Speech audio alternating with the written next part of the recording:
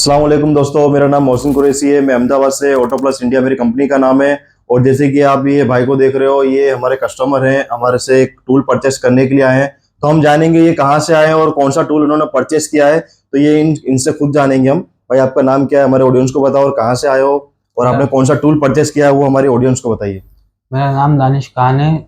ब्यावरा राजगढ़ से आया हूँ, जिला लीडर रेड करके प्रोडक्ट लिया टूल मोहसिन भाई से लिया। इनकी इंस्टाग्राम पे रील देखी थी मैंने, उसके द्वारा यहाँ आया हूँ अहमदाबाद।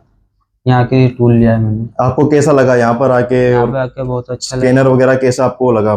स्कैनर भी बहुत अच्छा है, भाई भी बहुत अच्छे है, आप भी आके लिए। ओके। सो कल जैसे कि भाई का फोन आया था मेरे पास कि मैं अहमदाबाद के लिए आ रहा हूँ आपके ऑफिस पर। सो मैंने बोला कि आप आ सकते हो यहाँ पर, और यहाँ पर देख के इन्होंने मतलब टूल परचेस किया है। तो आप भी हमारे ऑफिस में विजिट कर सकते हो और देखकर भी आप परचेस कर सकते हो। ऑनलाइन मंगाना चाहो तो ऑनलाइन भी हम आपको डिलीवरी करवा देंगे, ठीक है।